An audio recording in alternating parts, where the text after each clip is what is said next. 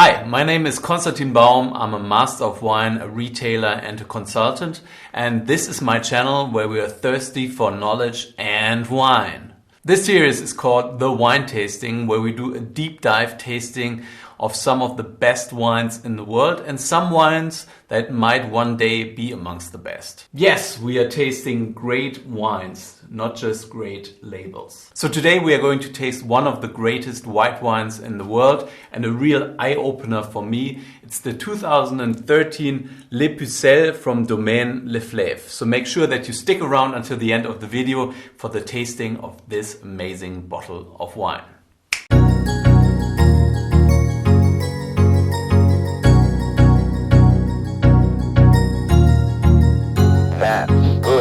So the story of Domaine Leflaive really started in 1920 when Joseph Leflaive turned his family vineyard into a business. He replanted some of his vines because they had really suffered under phylloxera and started selling wine under his own label. When Joseph died in 1953, his 4 children formed a company together in order to keep the winery in one piece. This was important in order to make sure that the domain stays big enough in order to be commercially viable, and this company business family structure has survived ever since. In 1991, a young Anne-Claude Leflaive took over the management of the domain, at first together with a cousin Olivier, who later set up his own winery. Anne-Claude became one of the most influential people in the region. She started using biodynamics and horses in the vineyards before it became really popular, and she educated people all around the world about Burgundy. Sadly, this was one of the last vintages she ever produced before dying in 2015. Today, Brice de la Morandière, Anne-Claude's nephew,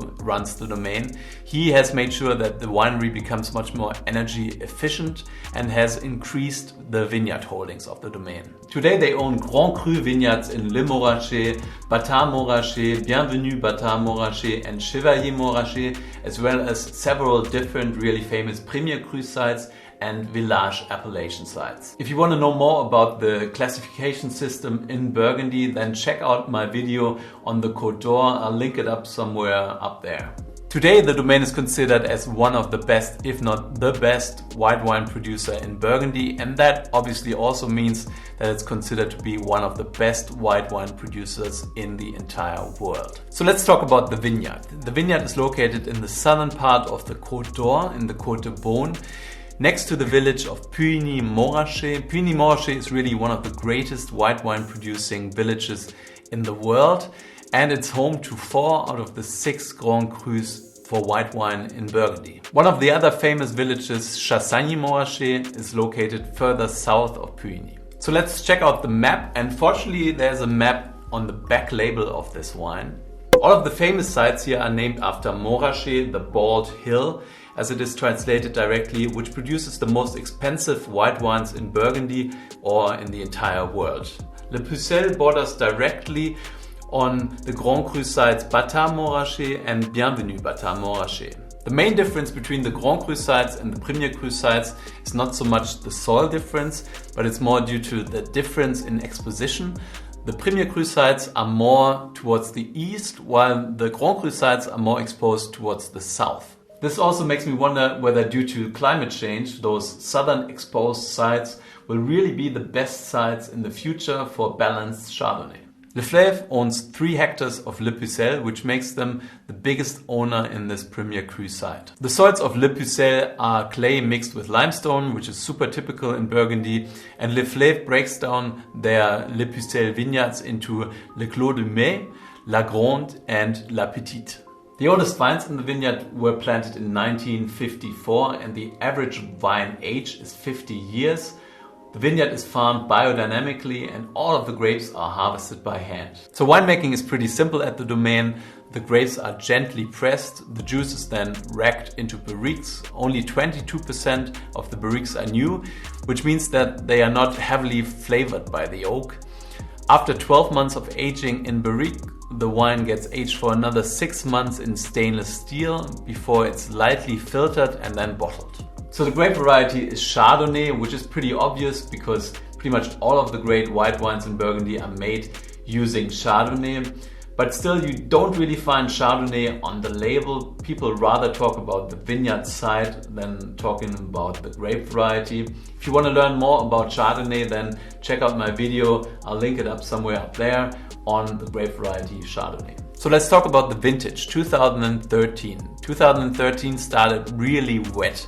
So wet, in fact, that the vineyard workers actually spotted ducks swimming between the vine rows. It continued to be wet during flowering in June, which meant that the vines had really poor fruit set, which can be an issue if you want to produce big quantities. But if you want to produce quality, it's not really an issue. It can sometimes even help the quality.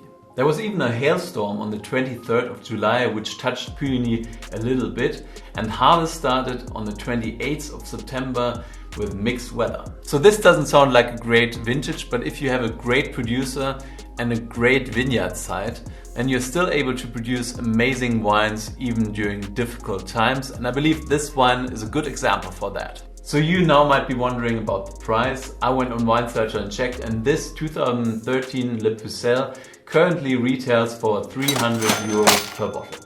So it's better be good. So which glass do you use for a wine like this? I actually broke all of my favorite Chardonnay glasses recently, but I would use this glass, for example, for lighter Chardonnays, wines that are not oaked heavily. For example, a light Chablis. You could use this glass, which is a bigger Burgundy glass that you can also use for Pinot Noir, for a big Chardonnay like this. But today I'm going to use this glass, which is the new Riedel Wings series, and it's made for Chardonnay. So I'm kind of looking forward to trying this glass together with this wine. What is quite interesting about this bottle is that in order to reduce the risk of fraud, the winery started using bubble tags in 2011. They consist of random bubble patterns and a QR code. You can verify your bottle by comparing the tag to a picture of the same pattern online. I'm really getting sweaty hands because I got so many great memories of this wine, so I'm really looking forward to visiting this old friend again. So this is the original cork, quite a nice cork, long and high quality. Oh yeah, I love that sound. So you can see the wine has a beautiful golden color. Really nice and appealing. It smells of lemon zest. It also has some pine notes, a little bit of chocolate.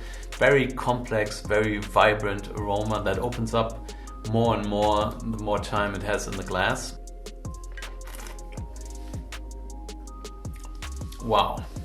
So you get lots of freshness, lots of vibrancy in the glass, but you also have quite a bit of body, roundness that covers this fresh acidity. It's a beautiful, beautiful balance. You know, this really brings me back to when I first tasted this wine. I was a sommelier in 2005 working at the best restaurant in Ireland, and we had this guest called Mr. Purcell, who every time he came ordered Le Pucelles, I guessed because his name sounded similar to the wine name.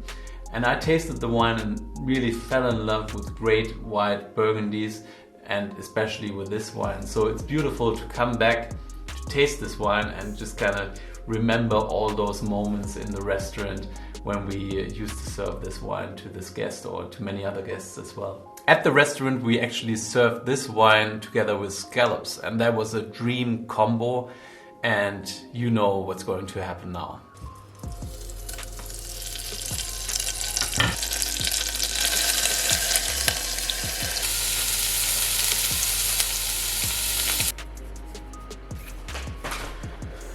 Voila!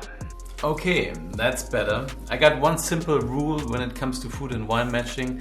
The greater the wine, the more basic, more simple the dish should be. You don't really need to overcomplicate things. If you have a beautiful wine, you just need great raw ingredients and then just a very simple dish. So let's try this. Mamma mia! So this combo works really well aromatically, but also texture-wise. You have this juicy and soft scallop together with this vibrant and lively Le Pucelles, and together they are better than when they are apart. So I will finish this, but before I do, I give you some basic information on how to serve this wine. So I'm actually right now tasting it at 18 degrees Celsius, which is a great temperature for tasting wines, but you could drink it at a slightly lower temperature, but don't take it right out of the fridge at 7 degrees Celsius or something like that. It's better to have this wine at a range between 14 and 15 degrees Celsius. That's really where my sweet spot is for great Burgundies like this. So last but not least, my score. Robert Parker or Neil Martin for Robert Parker gave this wine 92 points. Vinnes gave this wine 93 points. I wouldn't score it that high. I think it's more of a 92 point wine, knowing that there are even better Le Pucelles, and don't even get me started on the Montrachet. Thank you for watching. If you liked the video, then please like it down here. Subscribe to my channel. In order to make sure that you're not missing a video. I want to give a shout out to Albert K. Thanks a lot for all of your great comments. My question of the day is, which one is your favorite white Burgundy? Please comment down here. If you have any questions or any suggestions, then please also leave them down here in the comment fields. I will finish this beautiful dish now, and I'll see you again soon. Until then, stay thirsty.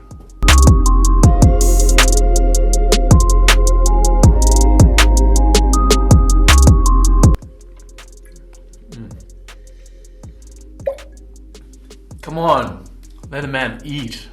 Turn this off.